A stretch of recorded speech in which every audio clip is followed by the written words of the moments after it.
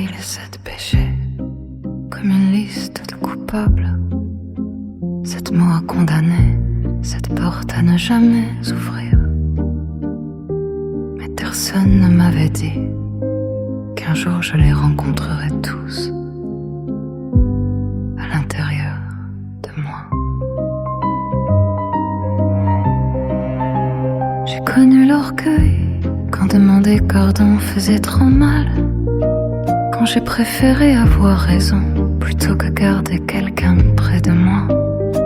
J'ai connu l'envie en regardant le bonheur des autres, avec cette question silencieuse: pourquoi pas moi? Et puis la colère, celle qui vient après avoir trop encaissé, quand la bouche finit par crier ce que le cœur n'a jamais su expliquer. Nous avons tous nos 7 démons, nos guerres et nos contradictions. On veut être aimé sans être vulnérable, être compris sans avoir à parler. On cherche tellement nos mal dans les gestes de ceux d'en face, qu'on détourne parfois le miroir pour ne pas voir notre propre visage. J'ai connu l'avarice, pas seulement celle de l'argent. J'ai retenu des je t'aime comme si donner pouvait m'en couvrir.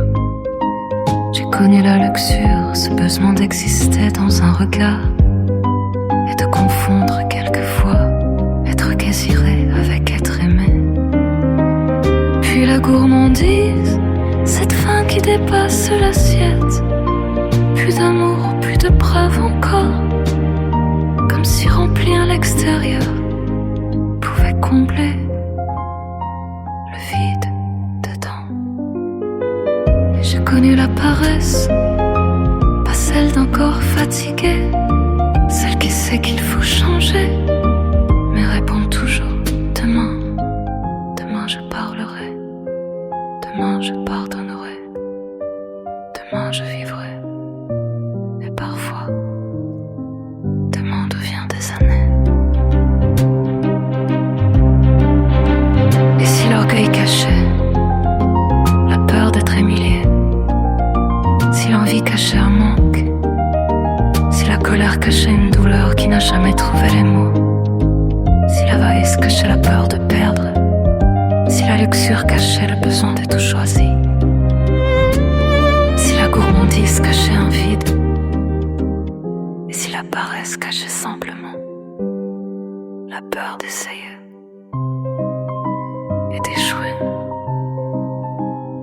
ça n'excuse rien. Mais comprendre est peut-être le premier pas pour ne plus obéir à ce qui nous habite. Personne n'est seulement bon, personne n'est seulement mauvais.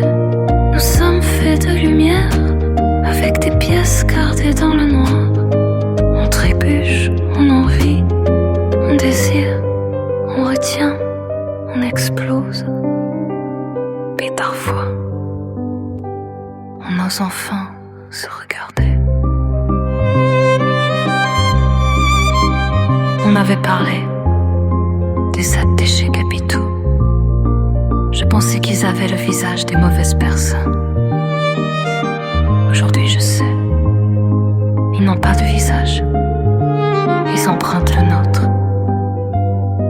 Alors avant de juger quelqu'un, je regarde mon propre reflet. Parce qu'au fond,